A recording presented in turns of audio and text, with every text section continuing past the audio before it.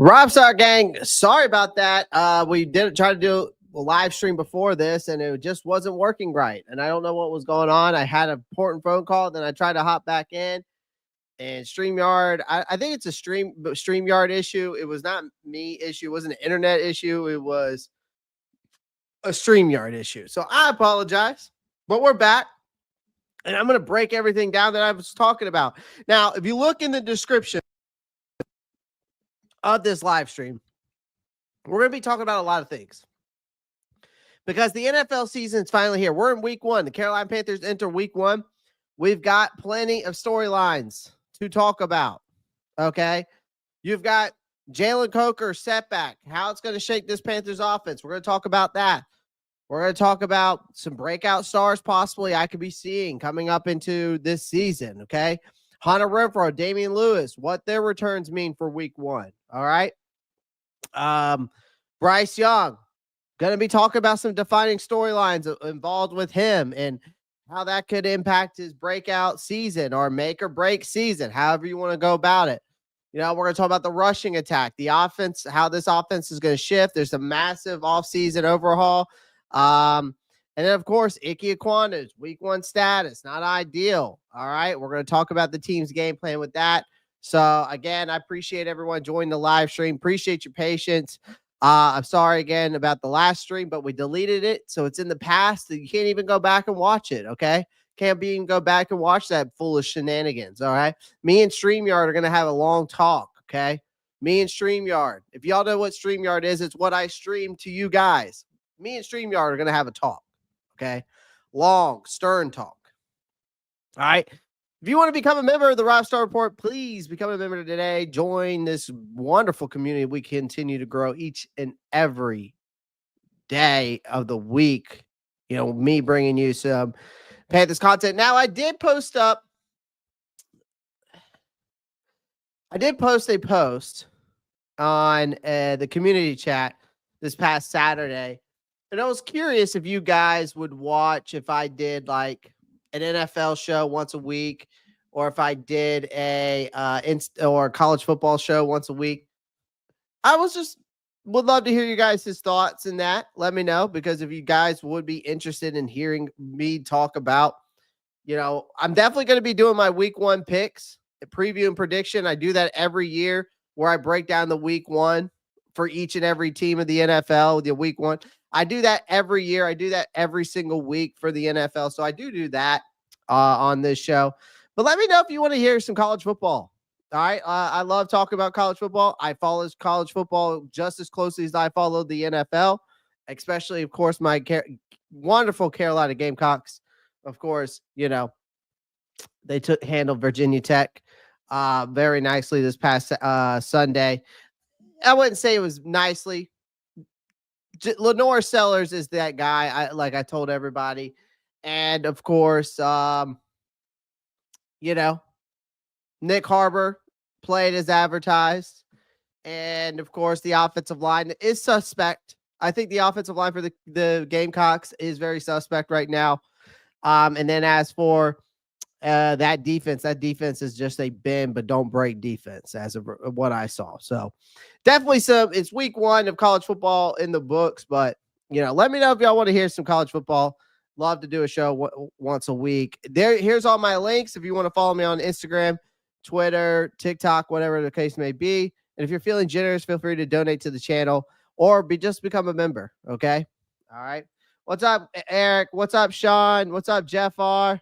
Marcos Cash, it's all good. I got it taken care of. My favorite player to watch is David Gatt. What's up, big dude? That's awesome. We're just talking football while you were gone. Yeah, I had to delete that stream and just start over. That's what I did. What some college games for potential players for the future, scouting pretty much, but watching the whole game. What's some college games for potential players for the future? I mean, South Carolina's got plenty of them. Ohio State's got plenty of them. I mean, a lot of teams have plenty of players, man. It's not really specifically one game or one team. I think a lot you kind of have to pay attention to all of them, really. Every team has potential players for the future, right?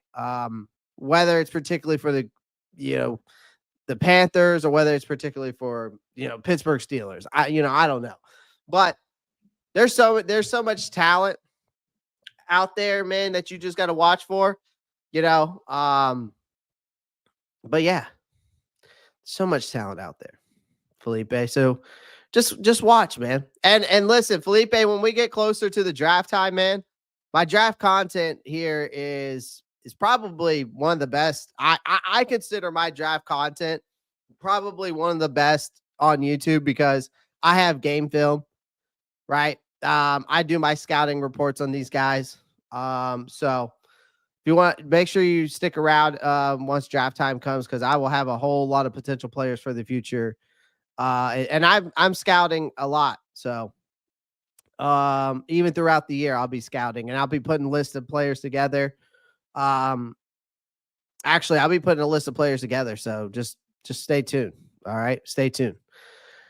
Yes, sir. Appreciate that. Appreciate that, Marcos. All right. Appreciate that, Eric. Thank you. We back. Yeah, I had to fix the stream, man. Had to fix the stream. Hayden, what's up, man? What's up?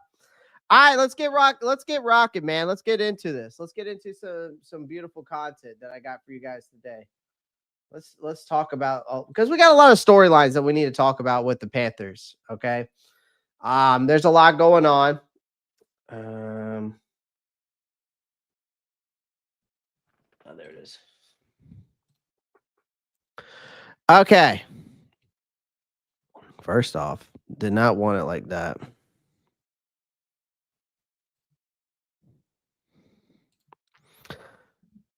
Early birds get the worms. I love your name, by the way. Love that.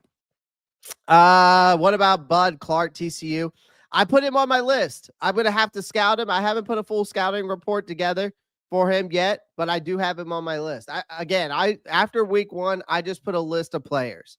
I don't really put anything there yet because as time goes on, I want to see more. Week 1, I feel like week 1, you get a taste. By week 6, I'll probably have a more breakdown of him, but hey, we'll talk. You'll hear more about Bud Clark come out of my mouth after what I saw last night from him. Boy, John Mateer. Hayden, how about that boy, Lenore Sellers? He didn't listen. Lenore Sellers, the first quarter looked good. It was rocky at times, and the out there, but again, Lenore Sellers looks like that guy that he's advertised to be, and he end up becoming the best college. He'll end up being the best college quarterback coming out of South Carolina, but he has the potential to be the best quarterback in this draft class. Now, if he comes out, that's a different story, but if you know Lenore Sellers, he might not come out this year and how his family is. So people, and I can tell you right now, Arch Manning don't look like he advertised. I can tell you that. All right, let's talk about Jaylen Coker setback and how this is kind of, it's interesting. And the reason why I still have Adam Thielen up there, and I'm going to dive into that a little bit more because Jaylen Coker rise in Carolina has now, I just feel like, stalled a little bit, right? We bring back Hunter Renfrow. We saw that on Saturday, that the whole thing that came out on Saturday that, he's down, right? He's going to be probably out 4 to 6 weeks. Depends on how quickly he's able to recover, right? They bring back Hunter Renfrow, which I think bringing back Hunter Renfrow definitely thrilled a lot of you guys. And I was all for it too. You watched me, you talk about it. But watching Bryce Young throw, we don't want to see Bryce Young continue to throw to a revolving door of targets, right? That's the thing. Now, Renfrow signing does make sense, right, guys? Because you get a reliable route runner. He's a proven slot guy. He's a respected locker room presence. But his arrival isn't just a bonus. Now it's a necessity because hours later, right, they come out and then say, well, they re-signed Hunter Renfrow. They said due to Coker's injury, but then hours later they come out and say, well, they shoved Coker onto the injury reserve because of the strained quad, right? And that he suffered the day after, which is so convenient, right? That he suffered the day after Thielen packed his bags. So the optics are brutal, to be honest with you guys, because here in Carolina, they've circled to replace Thielen's slot production with Coker. And now you're talking about a guy who's going to be at least out for a month, maybe longer, depends on how the recovery process goes, right? That's the thing. That is the thing. Because now there is questions about this guy's durability. The durability questions start piling up. Like even Joe Person of The Athletic, he came out, if you read his story on this and how what he quoted out there, he didn't sugarcoat the situation, guys. And he reported that this isn't just a fresh tweak. It's the same quad strain that sidelined Coker last year.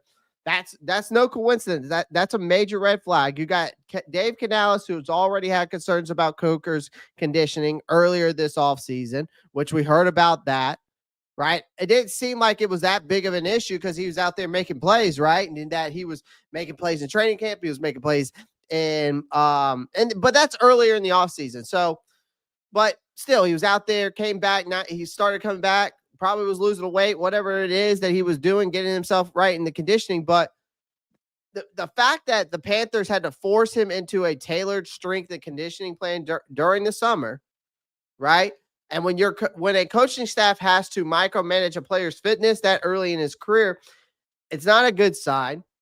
And I'm not bashing Coker on that. It's true. It's not a good sign when your coaching staff is having to tell you, hey, man, lay off the Twinkies, lay off the cheeseburgers. You know what I mean? Like, so we can't be having that kind. You can't be doing that. Like, I get that it's the off season.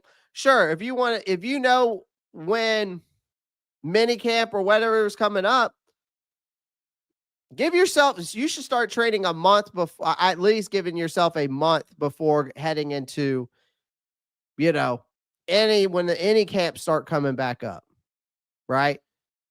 And so that's the issue. That's an issue in itself. But Joe Persons came out. This was the quote, and he put it bluntly. This is what Joe Persons came out and said of The Athletic. And here's word for word verbatim, and I'm going to read it off to you right here. If they aren't concerned, they should be. This is the same quad issue that knocked him out last season. Until Coker proves he can stay healthy, his upside does not matter. That's a major statement, no, ladies and gentlemen? Would y'all say that's not a major statement? Would you not say that that's not putting it bluntly? Like, that's the harsh truth of the NFL, man. The best ability, and you've heard me say this before on the show multiple times, and I'm a huge believer in it. The best ability is what? Availability. And right now, Coker isn't available. He was supposed to be the safety blanket for Adam Thielen going out, right? And we all believed, and I believe in Coker to be that guy when he goes out because he stepped in nicely when Adam Thielen went out. Last year, when Adam Thielen got injured last year, guess who stepped up? Jalen Coker did.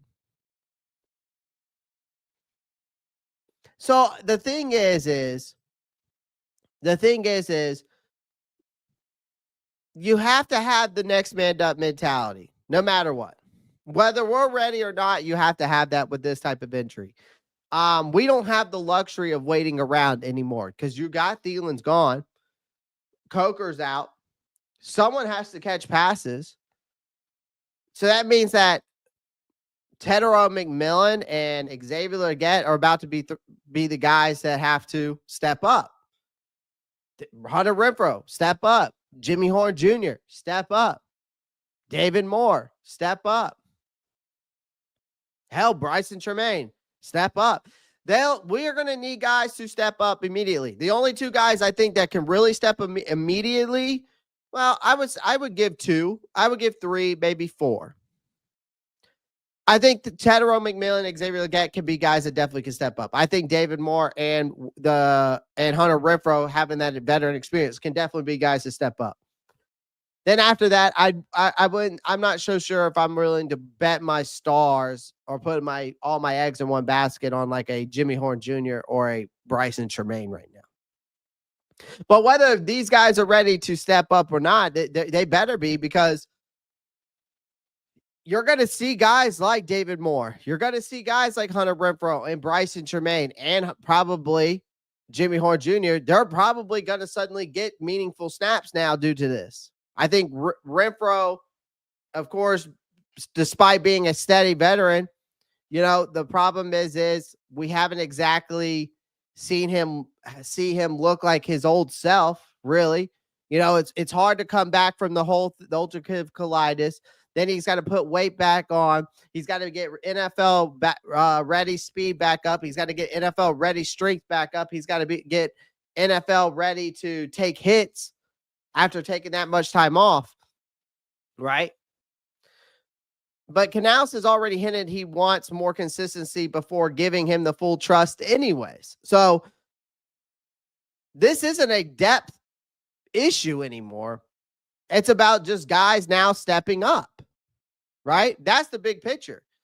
And again, I still think the Thielen trade makes sense, right? Because naturally, if Coker's injury has triggered an instant second guessing of the Thielen trade, right? If it's triggered any of that, did Carolina jump the gun by moving the most reliable receiver, right? And that's a lot of what people are questioning. And I'm going to dive more into that because that's part of the storyline that we're going to talk about with Bryce Young, right? That's what I'm going to be talking about when we talk about the story about Bryce Young. The thing is, according to Dan Morgan, it's not, right? Here's the thing. When I had Dunk on the Dunk from Unnecessary Bluntness on the show, y'all watched it. Shout out to him. We both said that there's plenty of depth here. There's plenty of mouths to feed, right? We both believe that Jaylen Coker could be the guy to step up in Thielen's place. That's no problem. But the thing is now you got the Panthers GM wasn't dealing from a position of luxury, right? He was avoiding a headache, right? Thielen wanted out badly. We could see that. He was willing to slash millions of his salary just to get back to Minnesota. That tells you everything you need to know. You keeping him would have meant keeping an unhappy veteran around a young roster for a rebuilding team trying to establish a culture under Dave Canales.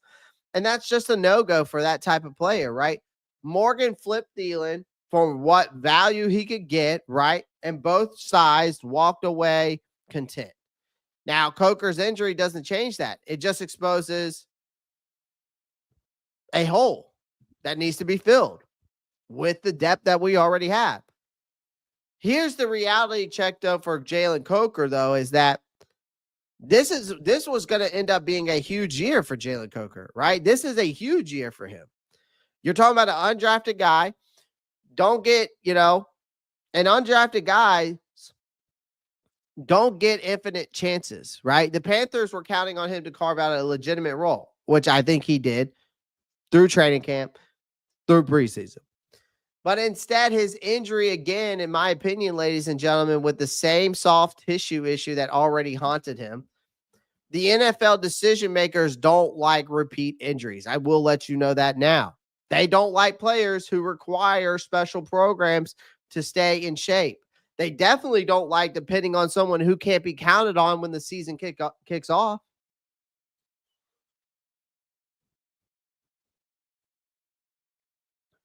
You know what I mean?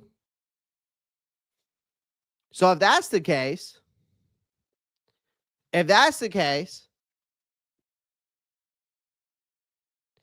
this trend continues, I can tell you right now, the way Dan Morgan is, he's not a sentimental guy. He will not hesitate to find someone else. Loyalty is a myth in this league, ladies and gentlemen, and y'all need to just go ahead and realize that. production or at least availability. That is your only currency that matters in the NFL. Production or at least availability. That is the only currency that matters in the NFL.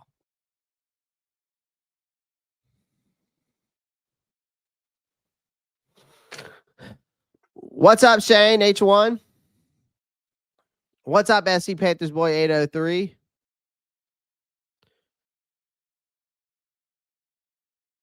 What's up, Chuck Down Panther? Missed you earlier, bro. Now it's all good. I actually missed y'all, to be honest with you. My stream was messing up and I had to take an important phone call. So wouldn't be worried much right now on the team, but we just need Coker to take care of his body, be serious about it, because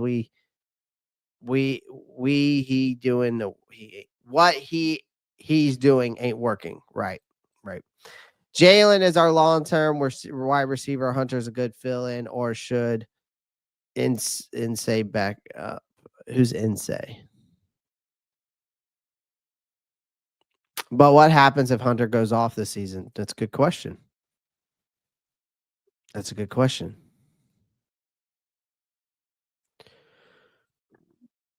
We look like geniuses if Hunter Renfrow goes off. I'll tell you that. That's why David Moore still has a job. Exactly. I mean, at the end, here's the thing.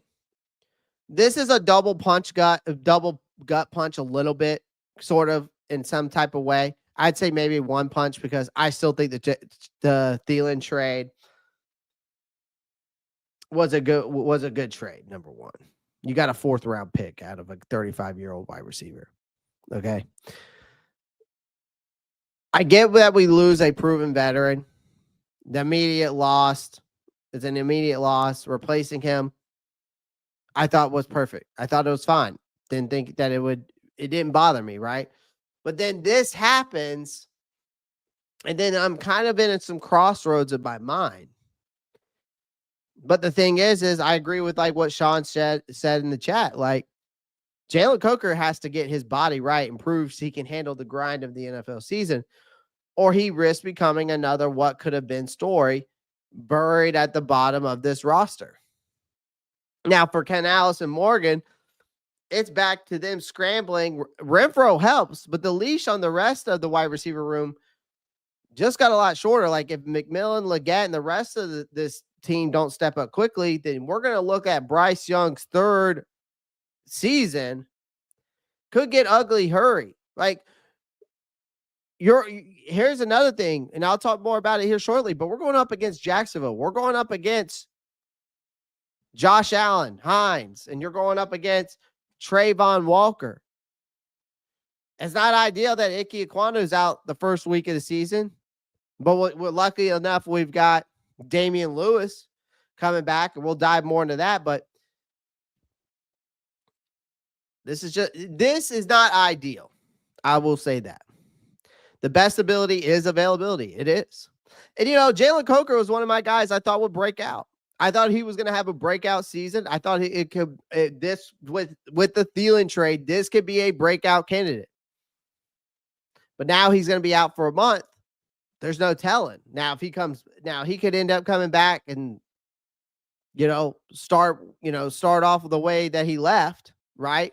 After those preseason performances and the training camp, if he puts those types of performances on display, then we'll have no problem. I don't see this being a major issue right now, as long as Jalen Coker comes back and does not get injured the rest of the season. But if he comes back and plays 4 weeks and then gets injured again, and he's out for another 4 weeks or something like that, we might have to have another conversation. Guys, I appreciate everyone joining the live stream. Do me a favor. Make sure you smash that like button. That's all I ask. Make sure you smash that like button. Hit that subscribe button. Okay? Make sure you click that post notifications bell so you don't miss any new content. All right. Appreciate everyone in here. Sorry for the other stream earlier, but we're back at it. We rebound quickly. All right. All right. Let's move on. Let's talk about my breakout stars. I've got a bunch of breakout stars. I got a bunch of breakout stars. There's a lot of guys I can see breaking out, right?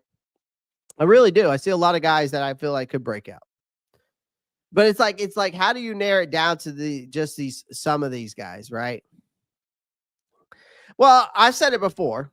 And I've posted about it. I've posted shorts about it. The only one I haven't posted about is Lathan Ransom.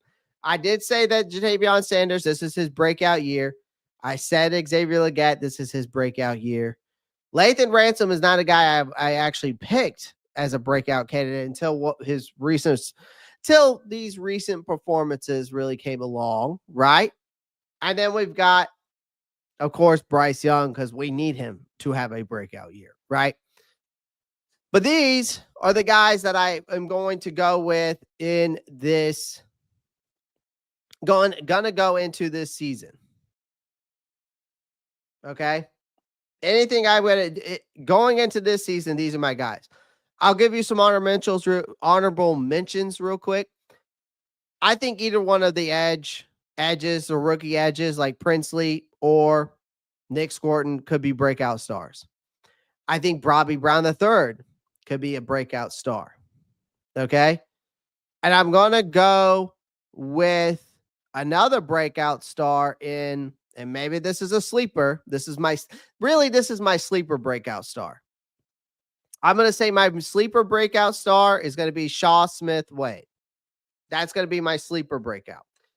Now, for these guys particularly, I've already posted videos about Bryce breaking out, Xavier Legette breaking out, Ja'Tavion Sanders breaking out. Lathan Ransom is one guy I have not really mentioned in breaking out, right? But let's start with Ja'Tavion Sanders. All right, why I think he could be a breakout candidate is because we've been searching for a legitimate tight end threat since Greg Olsen walked out the door. You got Ja'Tavion Sanders might be, I could see finally being that guy to fill that void. I think a lot of people haven't been talking about it. I think a lot of people are looking at Tet and Legette and Coker and Renfrow and Bryson Tremaine and Jimmy Horn Jr. They're looking at those pass catchers, but no one's really looking at the tight end position as I think they should, because I think Ja'Tavion Sanders might finally be the guy to fill that void that we've been looking for from, the Greg Olsen days, right? His rookie flashes weren't just noise. When you go watch his tape, you could see the glimpses of what makes you think like, man, this kid can be an anchor for this offense, right? Like Sanders came into this camp this year in peak condition, like slimmer, faster, stronger, like not better than last year. Good. Like legitimately, I felt like transformed himself. Just stronger, quicker, way more explosive. And even Dave Canales and the staff has noticed it and continued to notice it. Like teammates have noticed it. Like defenses are about to really notice it. I feel like I think Sanders is going to be one of those guys that plays to the level he's teased all summer. I think the Panthers are going to finally have a security blanket. This is a guy that could be a security blanket, ladies and gentlemen. Like we're talking about Hunter Renfrow and Jalen Coker and those guys being security blankets. Why not Ja'Tavion Sanders? Why not Ja'Tavion Sanders being a security blanket for Bryce Young? Why can't we throw him into that mix? Right? Not just Jalen Coker, not just Hunter Renfrow. Legette could end up being the safety blanket. Tedero McMillan could end up being the safety blanket, but the main names in that category were Renfrow, Thielen before he left, and then of course now, and then Coker, right? Those are the three names that could be safety blankets: Renfrow, Coker, Thielen. Before I think a lot of people have mentioned Ja'Tavion Sanders. I think a lot of people aren't giving this tight end group a lot of looks where we should, right? What are you looking to see in this week 1 matchup at Jacksonville? You'll have to stay tuned, Broski Bear. I will be breaking that down later on this week. I'll be breaking it down later on this week. I'll be breaking it down a little bit down tonight on the NFC South Roundtable. Again, guys, tune in 8 p.m. EST, NFC South Roundtable. Okay.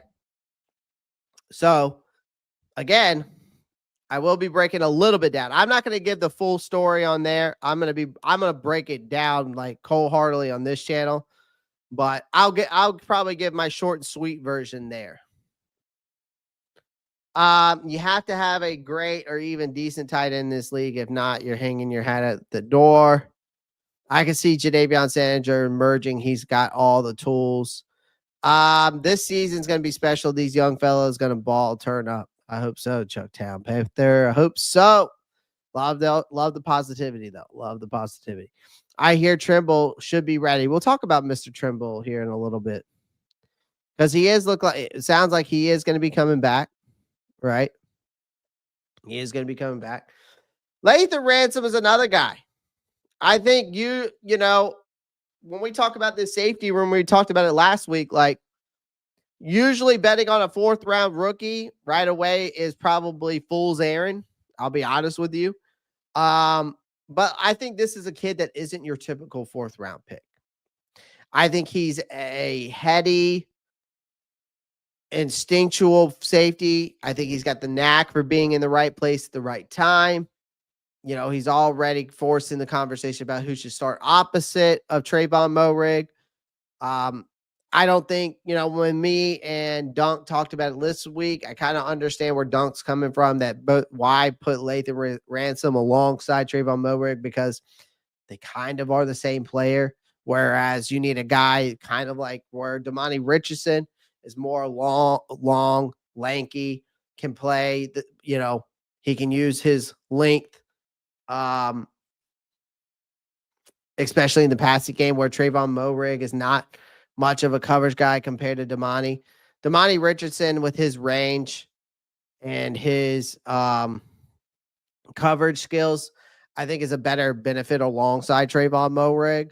I really believe that. I think that Nick Scott needs to sit and be that veteran presence, mentor these young guys, where while he can be like a special teams ace, but again, I think the problem is that I do love Lathan Ransom. I think it should be him and Damani Richardson. I think what they need to do is have Tre'von Moehrig on the field most of the time, right? Obviously, do some rotations there, but I think there should be some rotations between Lathan Ransom and Damani Richardson alongside Tre'von Moehrig. That's me personally.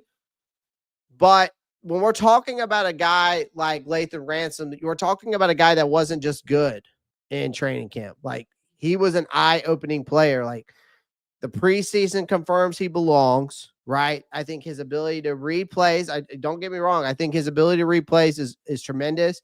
I think he's able to adjust on the fly. That was what stood out to me in a way that most veterans don't ignore, right? Carolina may, in this case, accidentally struck gold here with a guy like Lathan Ransom, right?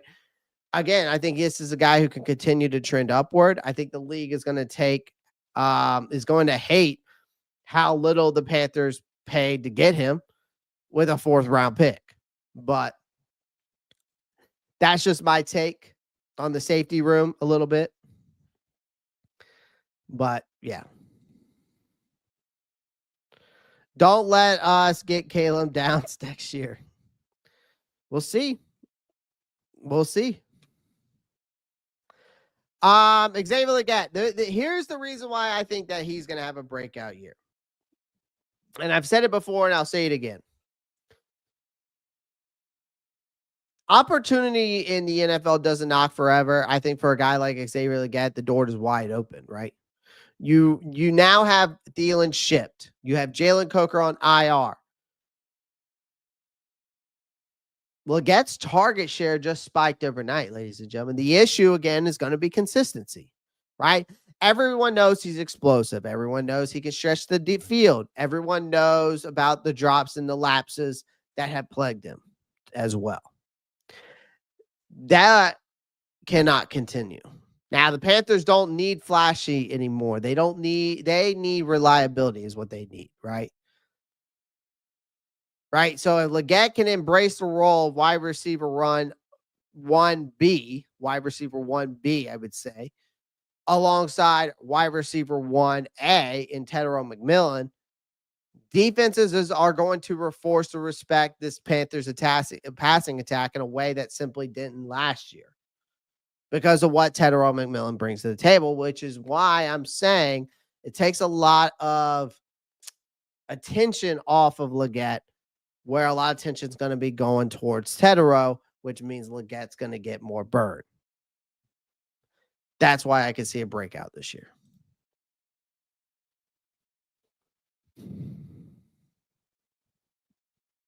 But I will tell you this.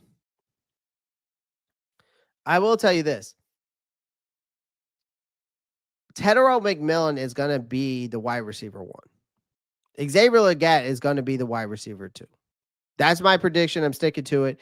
Another thing is that Tedero McMillan will be the first read for Bryce Young probably a good amount of the time throughout this season. So just be on the lookout for that when we go into games. Okay. Bryce Young, he has to be a breakout. I'm not going to sugarcoat it. This has to be the year. You are a third-year quarterback. The entire 2025 season lives or dies on Bryce Young. Let me say that again. This entire 2025 season lives or dies on Bryce Young. We cannot give any more excuses. The excuses are gone. The protection is better. The weapons are improved. The scheme is catered to his strength. Now it's on him, ladies and gentlemen. There's nobody else on this list that has to break out more than Bryce Young. Okay? Can we all agree to that, chat? Can we all agree to that, chat? Because, again, the good news here is Young looks like a different man compared to his time last year. He's calm. He's confident. He's leading instead of just surviving. The last season resurgence in 2024 saved his career trajectory by a long shot. Now he has to prove it wasn't a fluke, right? If Young strings together a full season of what we saw down that stretch, Carolina can and will surprise people this year. If not, the rebuild carousel starts spinning again. So those breakouts, those are the ones I'm going with. It's ones I'm sticking to. Those are my breakouts. I'm going to go with those guys. I did give some honorable mentions earlier, which were either one of the rookie edges, Bobby Brown III, and then, of course, Shaw Smith-Wade is my sleeper. Shaw Smith-Wade is my dark horse breakout candidate for the Carolina Panthers. All right. All right, let's talk about Hunter Renfrow return. Let's talk about Damien Lewis return. I'll dive into this after I get to some of your comments real quick. What happens if we have another slow start? That's a good question. It's a good question, Palmetto Panther. It's a good question. I don't know. What kind of slow start are we talking? Because the first 5 games, I think, are going to be critical for this team. I think the first 5 games for the Carolina Panthers are going to be majorly critical this game. I really believe that. I think the first 5 games for the Carolina Panthers are going to be so huge. Let's say we are 1-4 first 5. That's rough. That is rough. Here's the thing, Palmetto Panther. It's a good. Let's go back to your question here. I'll say this because I'm saying the first 5 games are so critical because we have to say this. The first 5 games of the season, the excuses are gone. The honeymoon is over. We have reached to that point where bold promises and optimistic sound bites mean nothing unless they translate into wins on Sundays, right? We're talking about that because we're talking about our head coach who has been nothing but has been anything but shy, right? He's loudly declaring that his belief of this roster is ready to compete. Now, that's the easy part. Now the players and most importantly, Bryce Young have to go out there and prove him right. I think the vibes inside that stadium are better than they've been in years. There's a sense of stability. There's been, of course, those flashes at the end of 2024 for Bryce Young, and the steady progress is very encouraging. But encouragement doesn't hang banners in your stadium, right? Dan Morgan reshaped the defense. You're trying to give Ejiro enough tools to finally field a unit that doesn't collapse the moment things go sideways. The leash for Ejiro is short for him. Another loss on that side of the ball, and he's likely gone. Right? I mean, the roster is young. I think the expectations are real. I think the margin of error at this point is slim, right? But this opening stretch will dictate how seriously anyone should take us in 2025. Because you play the Jaguars week 1, you play the Cardinals week 2, you play the Falcons week 3, you play the Patriots week 4, and then you play the Dolphins week 5. I think that in those 5 games, you have to go 3-2. I think it's necessary that they go 3-2. I think anything less, there's gonna be a lot coming down. I think it's necessary that they start out these first 5 weeks at least 3-2. At least. I'll be honest with you. At least 3-2. I'll be honest with you, Palmetto Panther. At least 3-2.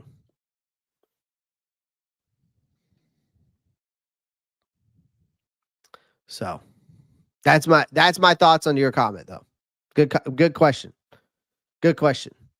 All right, let's talk about Mr. Renfrow. Renfrow is back. Okay, so we brought him back. All right. The secret came out the bag on Saturday that he was back. But sometimes actions speak louder than the press conferences. I'll say that. If you pay close attention at the practices this week and you saw the first real clue about Hunter Renfrow, right, and how he's going to fit into this offense into week 1. I think Renfrow wasn't, here's the thing. Renfrow at this point in my mind wasn't even supposed to be part of this roster in 2025. The team moved on for a few days. He was just another, veteran wideout looking for a new home. And then, of course, this unpredictability, flipped overnight. Obviously, they wanted to bring Renfrow back. They stayed in touch. They got it done, right? I think it came at a time that they needed it most when you find out that the guy that you were expecting to replace Adam Thielen goes down with a quad injury, right? And that's where the whole domino effect kind of started, right? With all of that. And so with all the domino effect happening, and just like that, Carolina not only lost their most experienced receiver in that trade. I hate to say that, it's true, but it's also the most young piece that was meant to help, to soften the blow of losing Adam Thielen, which we all believed would have. And then now you bring in Renfrow, the insurance policy the Panthers didn't know that they really needed, but couldn't afford not to bring back. So, you got to sometimes read between the lines, right? The clearest indication of Renfrow's role coming came from a simple observation during practice where the receivers not involved special teams duty were Renfrow, Tedero McMillan, and Xavier Legette, ladies and gentlemen. That is a neon sign saying that is about as close to a neon sign as you'll get in the NFL, that those three are penciled in as the starters for week 1 against the Jaguars. Nothing official until kickoff, but this wasn't a coincidence. The Panthers are preparing Renfrow to carry a starter's workload at least until Jalen Coker returns. Now, the Renfrow question. Here's that reality where it's going to stat in. Is Renfrow a sure thing? I'm not so sure he is. But does he have the resume? Yes, he has a resume. He's a Pro Bowler. He has a reputation as a slippery slot technician, and he's got plenty of tape that shows what he can do. But he also missed the entire 2024 season. Again, we have to talk about that. It goes back to the illness, right? And his summer performance this year, as according to Dave Canales, was uneven, right? Dave Canales even said as much, pointing out dips in his consistency. That leash for him now is still short. It's not a sure thing.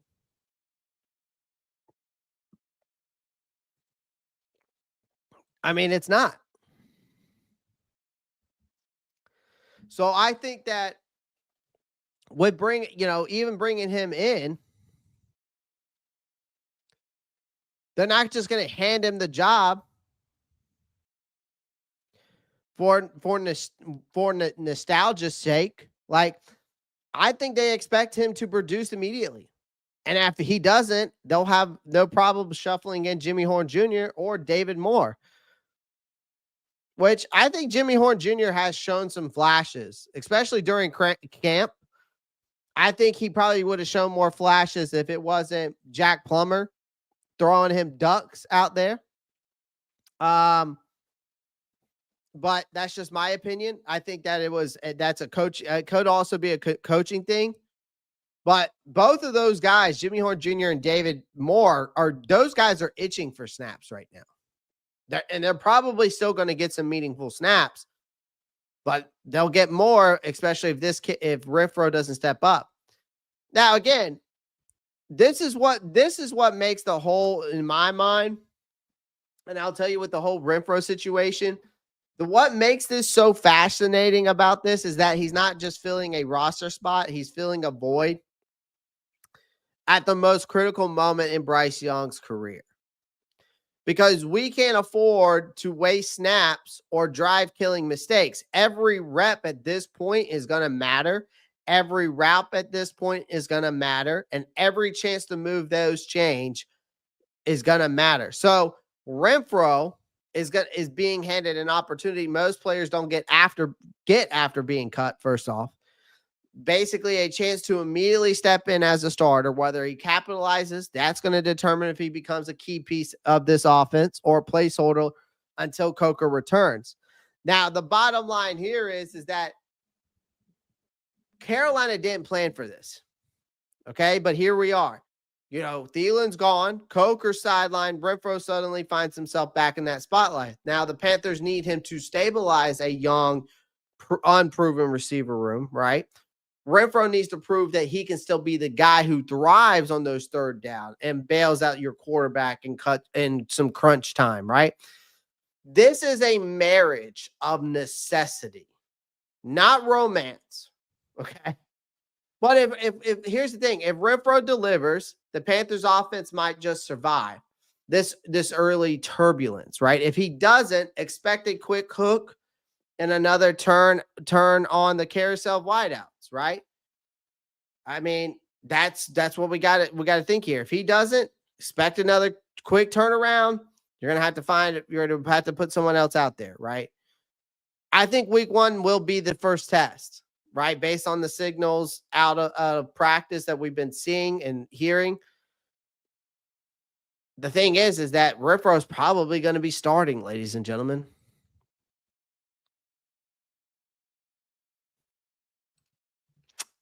Dave said we should have more info on the injuries on Wednesday, right? I think so. I think so. Tune in late. Nonetheless, do not slander Jalen Coker's name. Mike Wynn, I'm not slandering it. Not slandering it. Dave saying he's the starting slot, says that they have confidence in Renfrow. He could have dodged the question, right? Late to the party, was super excited to have Renfrow as the squad as a depth piece. A little worried of him being an instant starter with no AT and now no Coker, given the scenario. I get it, Kendall. I don't blame you for you guys being concerned. It's also a concern for me, though. I mean, with Coker coming into this offseason, not being obviously ready. I mean, there's been plenty of reports that he was not ready. He was not ready physically, from a physical standpoint, and it's not really ideal. So whatever, it's just like Sean said, it's like whatever he's doing isn't working, and he's going to have to change it up. I mean, go look at what go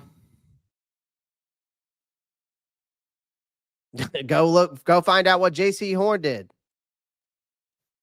That's what I would say. Right?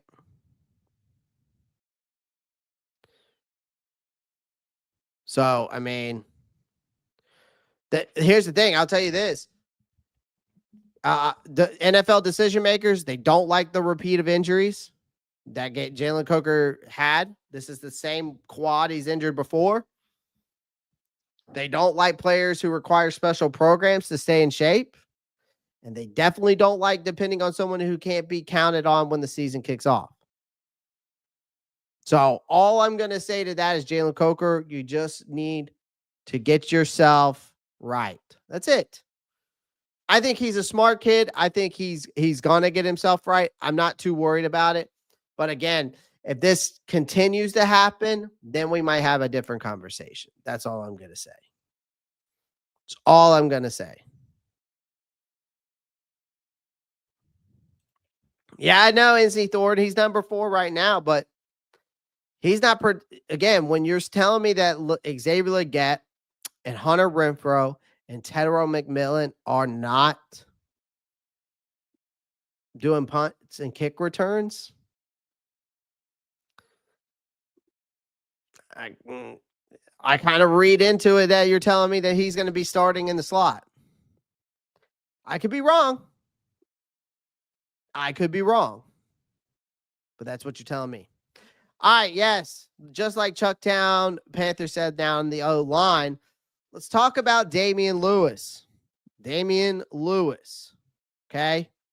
That is some huge news coming out about Damien Lewis. I tell you what, timing is everything, ladies and gentlemen. Timing is everything, right? We've been juggling with some injury concerns. Again, we had the Jalen Coker thing. Of course, we also have Ickey Ekwonu, which I'm going to talk about him more shortly. But there was been a lot of uncertainty around this offensive line going into week 1. Of course, Dave Canales has been giving us some material, I guess you can go with, right? I mean, there's been a lot of uncertainty though, but it's definitely, this is the type of headaches that keep head coaches up at night. And I know Dave Canales has probably been pretty worried about it, right? But Carolina Monday, Carolina got a badly needed shot of good news, which Damien Lewis is back.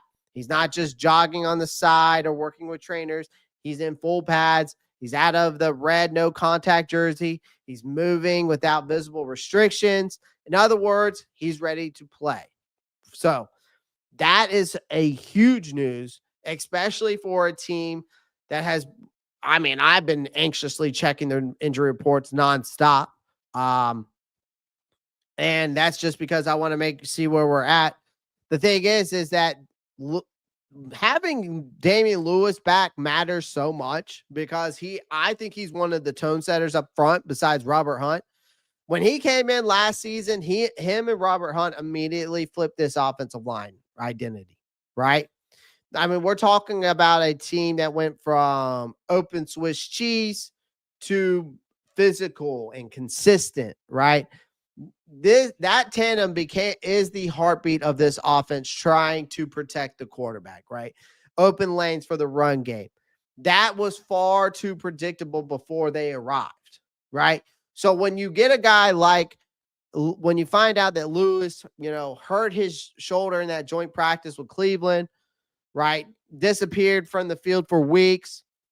It wasn't just a blimp. It was we were wondering, is this going to end up being a crisis, right? Because our offensive line was already walking in thin line between some stability and then some shakiness. And so you had a lot going on there. You got Ickey Ekwonu recovering. We're going to talk more about him. With his appendectomy or whatever, however you pronounce that, appendectomy, I think is how you pronounce it. Which he's got serious doubt going into week 1. But, losing Lewis as well would have been a nightmare scenario. You lose your starting left guard and left tackle going into the season would have just not been the most ideal situation. Again, you're going up against Josh Allen Hines and Tre'von Walker week 1. It's not ideal. But this isn't about one player. It's about the ripple effect, because I felt like I noticed even when the starters were out there, without Lewis, you're not just plugging in a backup guard. You're destabilizing that entire left side of the line, putting more pressure on an uncertain left tackle situation, right? By extension, putting Bryce Young, I wouldn't say a safety risk, but you're not putting him in the best case scenario to go out there and win a football game, right? That's how important his return is. But again, you get a significant boost with him coming back, right? You get a significant boost with Damien Lewis coming back. So I think for me, this was just huge news for me. I was so excited. But Canales played it coy after practice, right? He offered a little detail about Lewis' exact readiness, but he didn't need to. Lewis is being back in full gear to start game week prep, as loud as a signal as you'll get early. He's trending towards playing against Jacksonville unless there's a setback. I expect him to be in the starting lineup, and his presence alone will change the tone. The locker room knows they have one of their enforcers back, and this coaching staff can call plays without building in as many just survival left side contingencies. And Bryce Young can step under center knowing he has at least part of his interior fortress intact, right? I think Brady Christensen's going to step in nicely. Okay, I think Brady Christensen will step in the left tackle position nicely. Brady Christensen, I think, has allowed maybe once. I don't know how many sacks he's allowed, but I think it's not a lot over his time. I think it's maybe 3 or 4, maybe less than that. But someone's going to have to fact check me on that. But Brady Christensen can fill in nicely. A lot of people believe that Christensen should be starting over Ickey Ekwonu. Some people believe that. But the thing is we're talking about the stakes, though, of this situation, because it can't be any higher, right? You're talking about we don't have the luxury of easing into this season, right? We're talking about we're going in year 2 under Dave Canales, going in year 3 of Bryce Young. So the expectations now have risen, and the fan base is tired. You guys are tired. I'm tired of empty rebuild promises. We all want results now. And I don't think a lot of us want those results, whereas Super Bowl results. Yes, that's the ultimate. What's the word I'm looking for? That's the ultimate goal every year. But I think for this team in the situation that they're in, we're just looking for a progress here. I think 8 and 9, and I think this fan base would be happy. I'd be ecstatic if we go 8 and 9. Okay. But we're talking about a head coach who's been pretty bullish all offseason about this team's chances. And the talk has to back it up by execution, right? And again, having a guy like Lewis come back makes that goal for him far more realistic. He's the type of player who doesn't just do his job. He elevates the unit around him. I think he had a higher passing rate than even Robert Hunt did last year, right? So, offensive linemen rarely get the spotlight, but Damien Lewis and those guys, like Damien Lewis and Robert Hunt, will get the spotlight for me because those are the kind of foundational pieces that can swing games by controlling the trenches, right? So, but make no mistake about it, I will say, I think Ickey Ekwonu's absence still looms large, especially with that emergency impedectomy. It isn't the kind of issue you bounce back from overnight, unfortunately.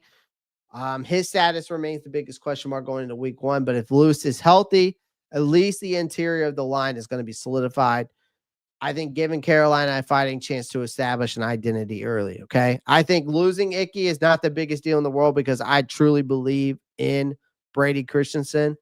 So it wouldn't be it's not the biggest loss in my mind, but I think Brady Christensen will fill in nicely. Let's see what we got here.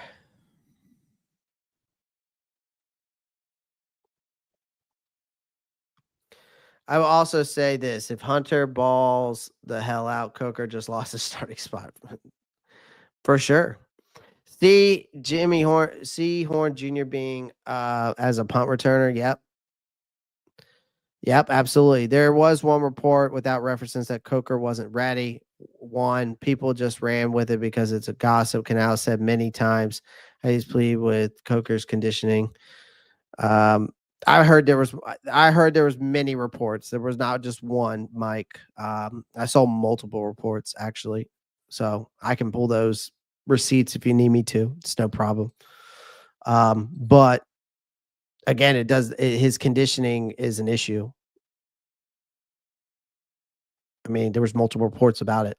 It's like I said, the NFL decision makers don't like guys who repeat their injuries. So whether it's a conditioning thing or not, they don't like to require to put a player on the special programs to stay in shape.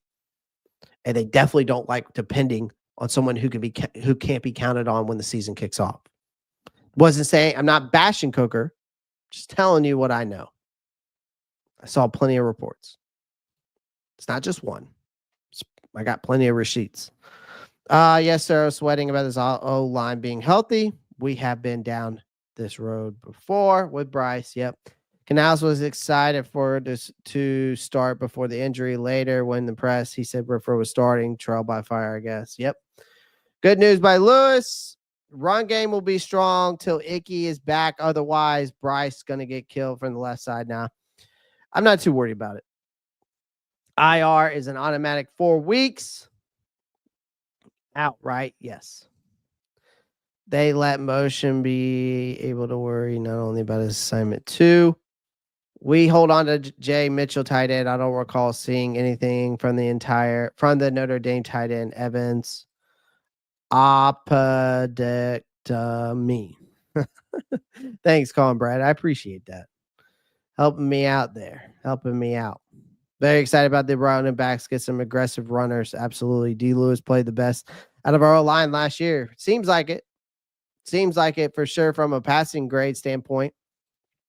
I think he had the highest on the team, actually. I think Ickey will be back Sunday, seeing people bounce back from that surgery real fast. So I'm just saying, Mike, when I've seen multiple reports. It wasn't just one. And it wasn't just Joe Persons. There was other guys too. I mean, David Newton reported it, but there was other guys that reported it too. Mike Kay, Alexander Zietlow, the Charlotte Observer. I've seen multiple reports. But at the end of the day, it is what it is. And we got to hope that he just comes back healthy after his time off at this point. All right. Crucial. Shout out Clay, dressed like a pro. Appreciate that, brother. Appreciate that. I had running some errands this morning before work and stuff like that. Let's see here. Let's see. Let's see. Oh, this is what I want to talk about. So Bryce Young's crucial storylines. I'll say this, because a lot of people think that Bryce Young, I still think that they think that he needs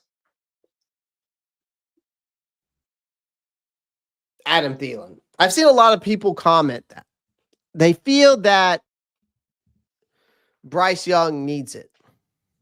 Adam Thielen.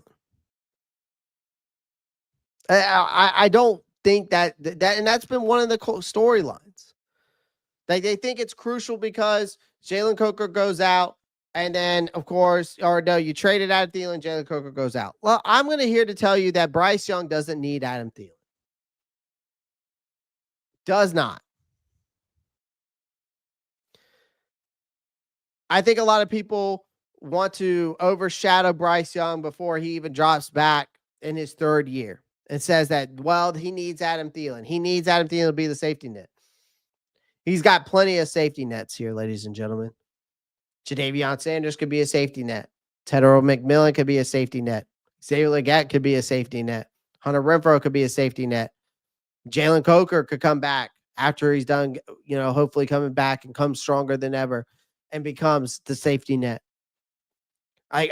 This narrative around that we needed Adam Thielen, it needs to stop.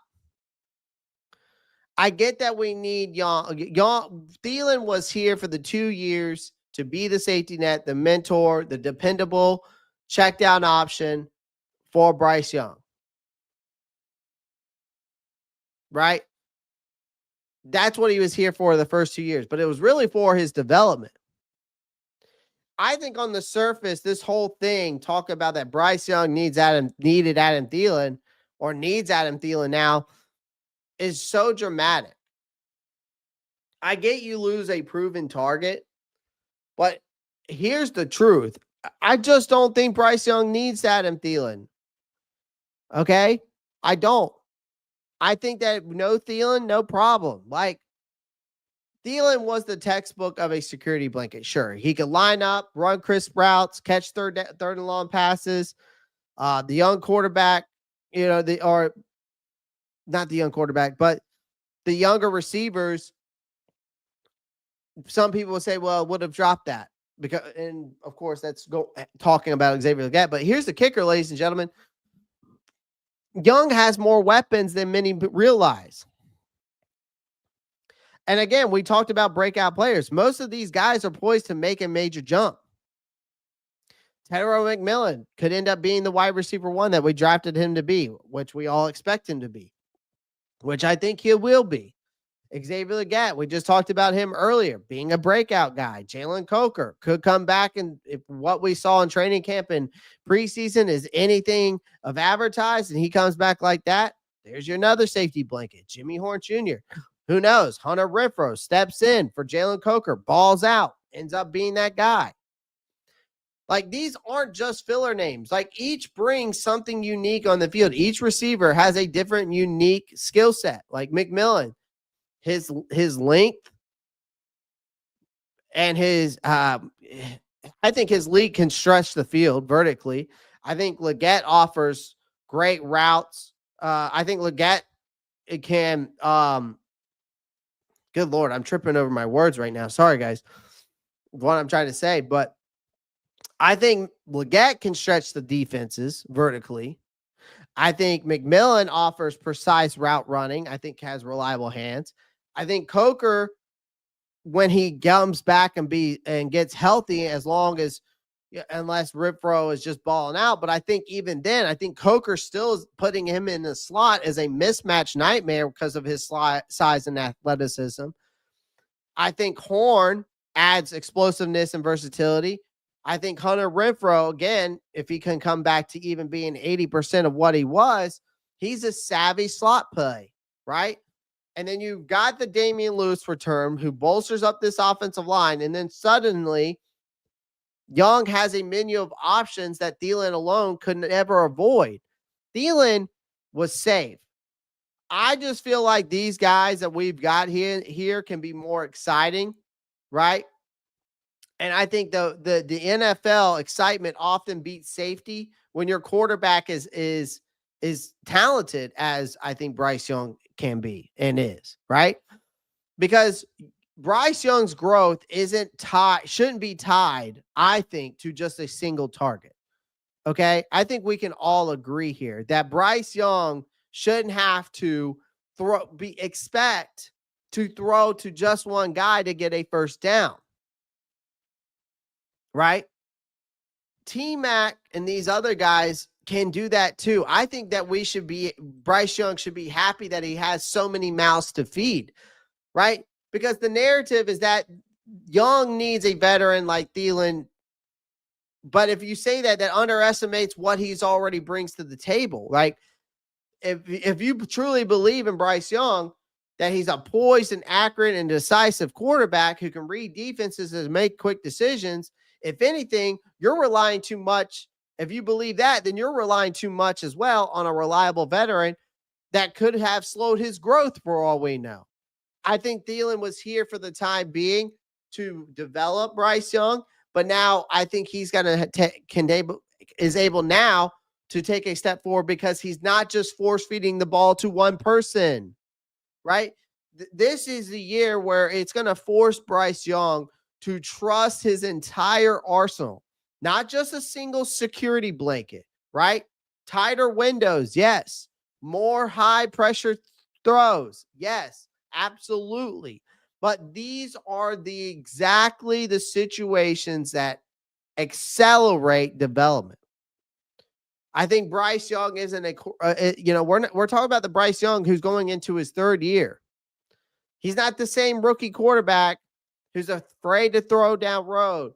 He's a calculated passer who thrives when challenged. We've seen that, right? You follow me here?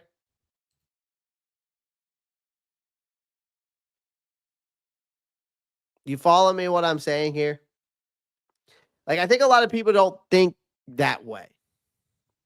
I think a lot of people think that this guy was going to be the end all be all. I think the front office made the right call. Carolina didn't let Thielen walk because they miscalculated. They traded him away. They got the potential value out of him but they traded Thielen because they see the potential in Young's weapons. I think the message is clear here, though, that I think a lot of people need to see is that we're not building around nostalgia or safety. We're building around a quarterback who can elevate, who we need to see be able to elevate everyone on the field, right? That's what we're expecting from Bryce Young. And I don't think he can do that when he's consistently throwing to one guy. I think if McMillan, Leggett, Coker, Horn, any of these guys, I think any of them can rise to the occasion. I think that's a possibility. But I think the thing is that I don't think we'll miss Thielen one bit. And if they falter, well, that's football, to be honest with you, because there's a strong chance that gamble does pay off and Bryce is ready, the weapons are ready, and the team is positioned to thrive without leaning on a 35-year-old veteran. You have to think about growth over comfort. Thielen goes home. Some of you fans can feel sentimental about it. The headlines write themselves. But this isn't about sentimentality or whatever you want to call it. It's about development at the end of the day. Like, our receiver core is young, it's faster, it's hungrier. Bryce Young isn't asking for a crutch, and he shouldn't. He doesn't need a crutch. He's asking for opportunities. And again, we need to see him with those opportunities elevate the guys around him, right? Which means he's elevating himself as a quarterback. The storyline isn't about a veteran leaving. It's about us giving our franchise quarterback exactly what he needs: room to grow, a diverse set of weapons, the challenge to elevate the entire team. So for all you guys out there that still think that Bryce Young needs Adam Thielen, he doesn't. We have plenty of weapons already, and he's ready to use every one of them.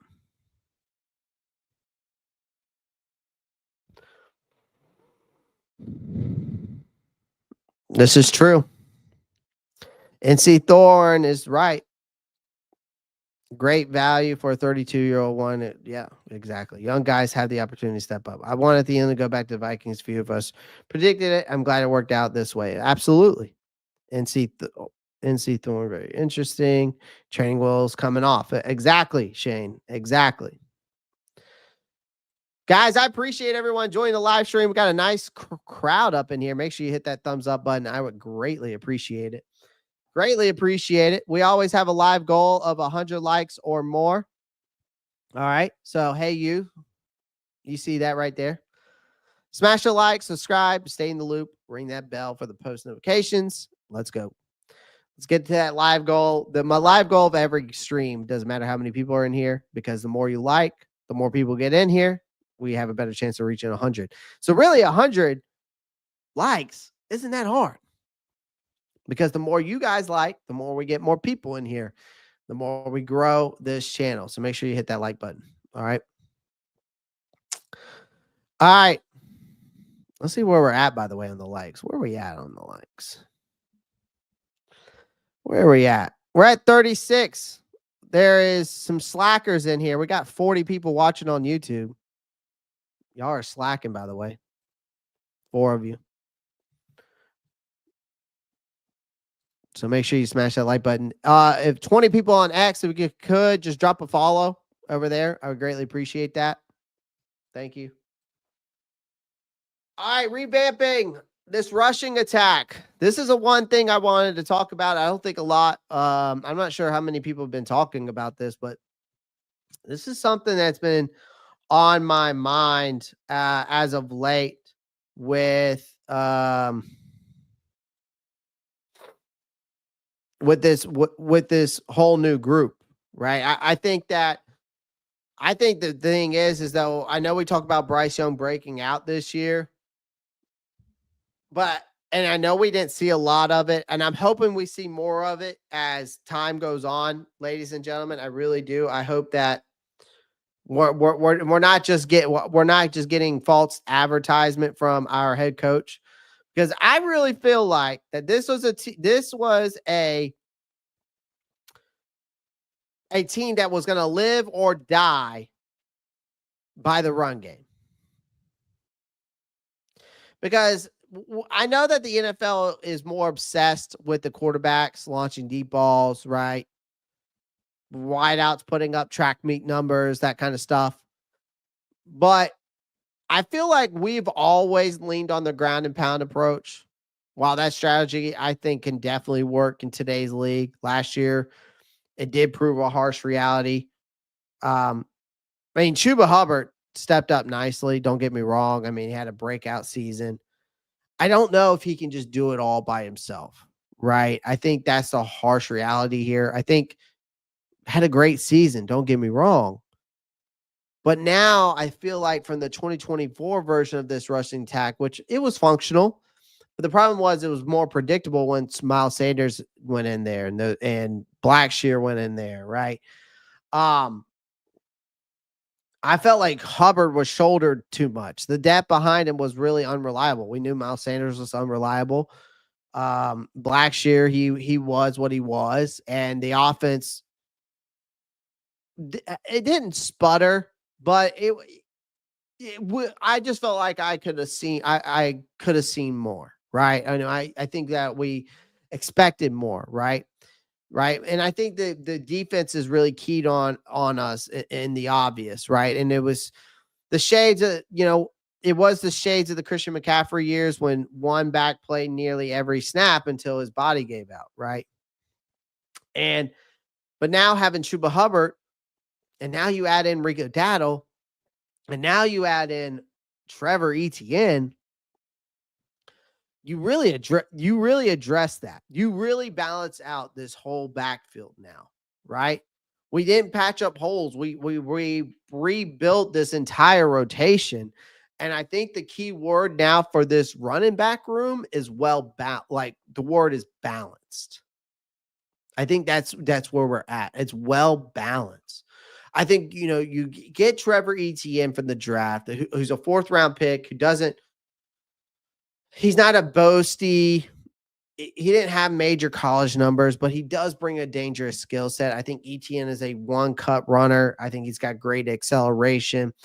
Um, he can punish you if a defender, is caught leaning the wrong way. I think his style meshes perfectly with Hubbard's straightforward north-south approach, right?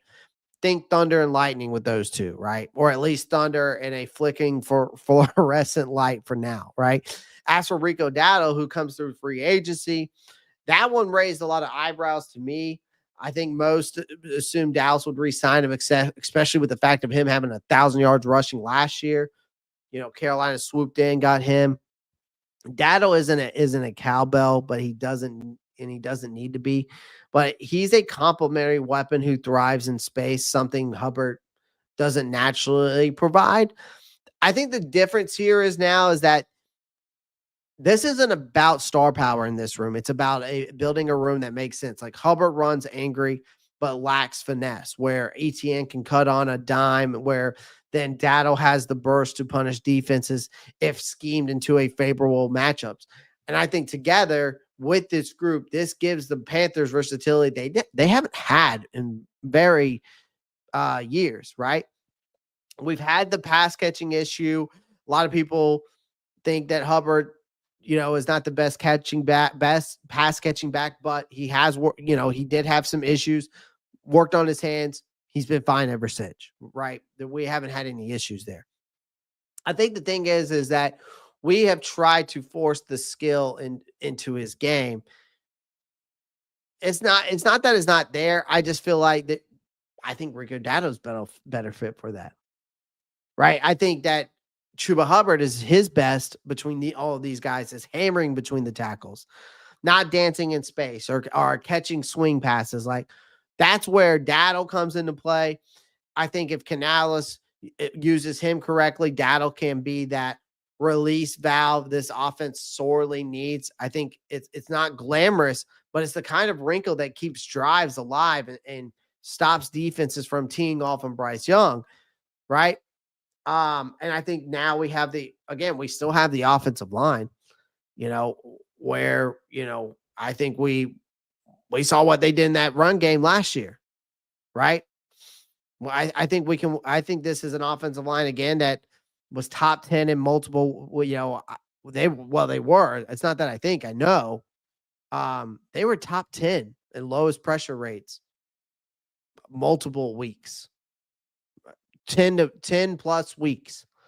So, you return all your 5 stars on that offensive line. I know that Ickey Ekwonu is out. So on paper, when we look at this offensive line, continuity is the first word that I think of. But let's not pretend that this group wasn't dominant last year, because they were. They took some major step forward. And do I think that they're in the league's elite? No, not yet, but I do. They're definitely up there, top 10, top 12 unit for sure, right? But that's where this entire rushing overhaul I think it's going to pay off tremendously. I think having Etienne, I think having Dowdle both dependable in space. You give them a crease and they can exploit it, right? But I think Hubbard is going to be the guy who's going to be able to generate movement up front, right? And I think a lot of teams are going to have to stack a box against us, especially in this run game. Dowdle, again, I think those two guys are just going to be so good out of the backfield. We're not even – the versatility is just such it's special. I think this is going to be a special group. Now you bring back Jonathan Brooks. We'll see where that comes into play at that point. But on paper, this is the most balanced, versatile backfield Carolina, I think, has had in years. I think the talent is there. I think the roles are defined for each guy, what their job is. I think the potential for a legitimate 3-headed rotation is real here. I think, and we've been here before. Okay. But I think that this is a run game that is no longer a one-man show. And I think it's going to be a true weapon, right? I think this is going to be a true weapon. They built this room designed to survive the grind of the season, right? And I think that alone is major progress.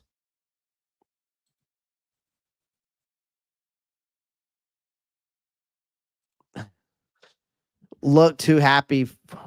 Ickey being all smiles during his interview, knowing damn well he ain't going to be playing week 1. Look too happy for a guy who wasn't going to play.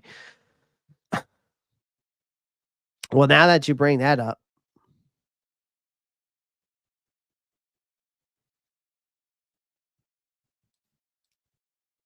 let's talk about week 1. Ickey Ekwonu week 1 status. Let's talk about it because it's not ideal. I mean, here's the thing. It's a problem. Is it a major problem? No. The reason why I don't think it's a major problem is because of Brady Christensen. I get we're losing Ickey to this epidectomy for week 1. Obviously, the clock is working against him. Whether he starts week 1 or right now is looming. It's officially week to week, from my understanding. I don't count on him playing week 1. But for the record, again, not every team trots their team out in September and fully healthy. It's a myth, right? It's a myth, and so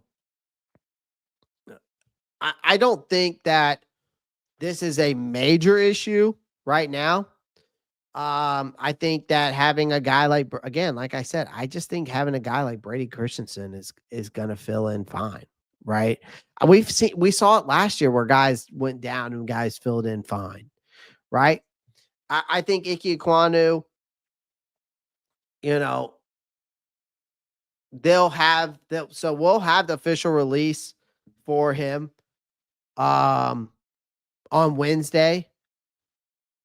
But I think there's a little chance he's listed anything but questionable. I'm leaning towards doubtful. I think he's going to be doubtful. Again, the good thing is like I said, there's a plan B here. And the plan B is Brady Christensen. He's not a household name, but he's the definition of a reliable utility linebacker or lineman. Sorry. I mean, he's a guy who bounced all over the offensive front. I mean, he fills holes wherever the team needs him.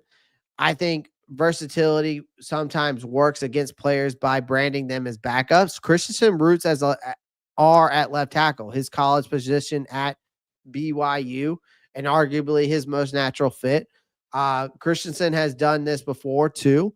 Last season, after Austin Corbett injured, forced shuffling across the line, Christensen stepped in, at times,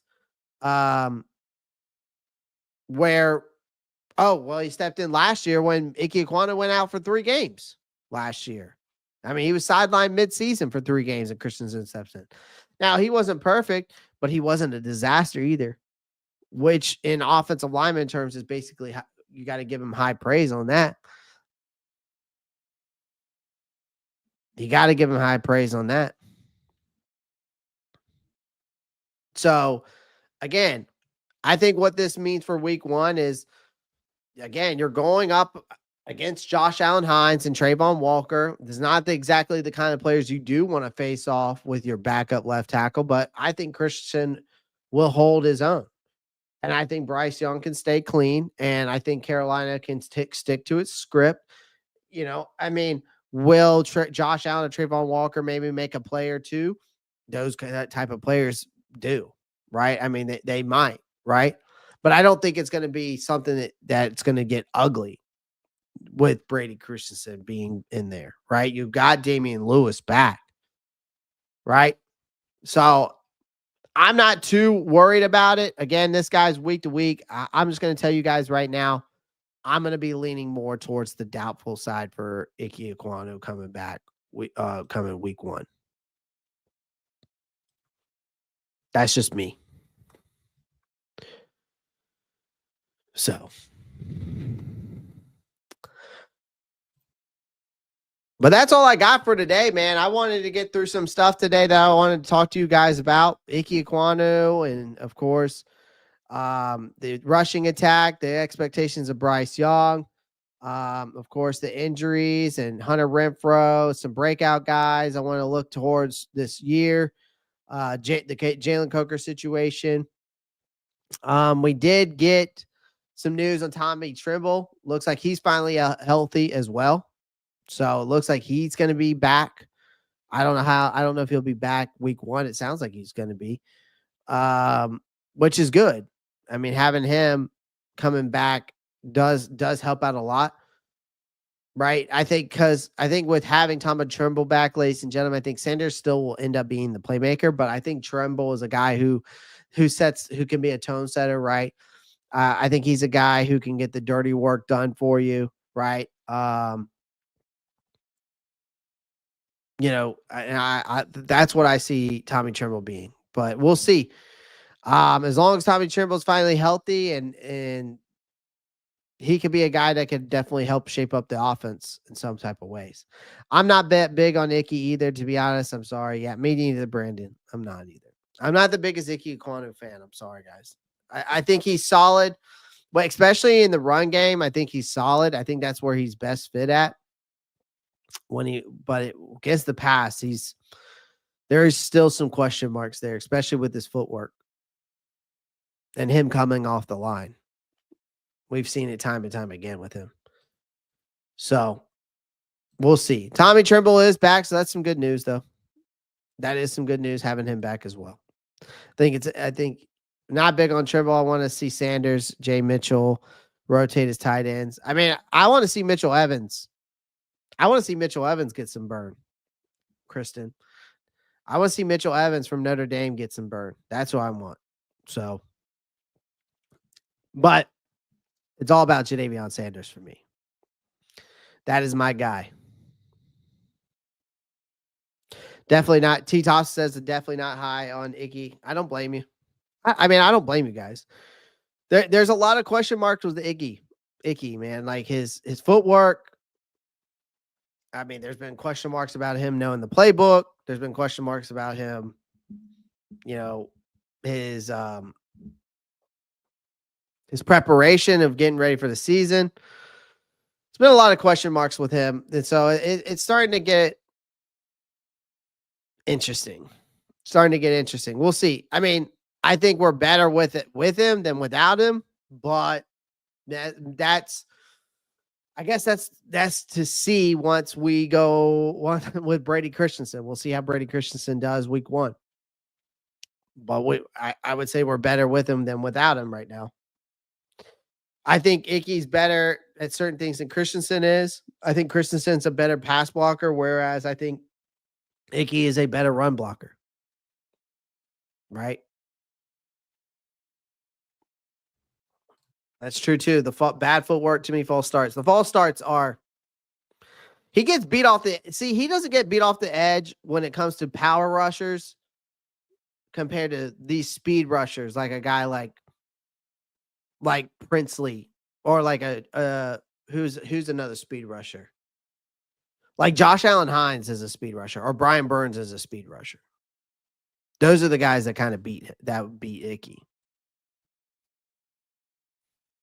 So, all right, guys. Well, I'm going to hop off of here.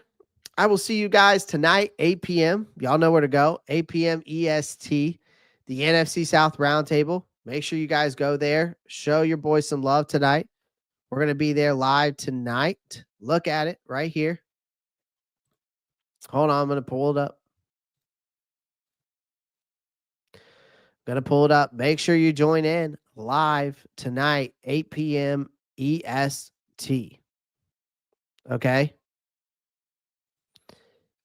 Make sure you guys tune in tonight, 8 p.m. EST. Come show your boys some love over here on the NFC South Roundtable. As you can see here, we're going to be back tonight. We're going to be talking all things, as it says here, all things within the NFC South division. So we're going to be talking about lots of stuff, man. So make sure you guys tune in tonight, 8 p.m. EST. All right. Trapex says maybe Brady can go back. I don't know about all that. So make sure you guys tune in at 8 p.m. EST, NFC South, part of the Roundtable Sports. Make sure you tune in to that And I will see you guys there tonight at 8 p.m. All right. Other than that, guys, I'll see you tonight at 8 p.m. And then I'll see you guys tomorrow. I'll probably do my preview and prediction tomorrow night. So make sure you guys tune into that. Other than that, guys, I will see you on the other side. And as always, y'all know what to do. Keep pounding. I'm out. Peace.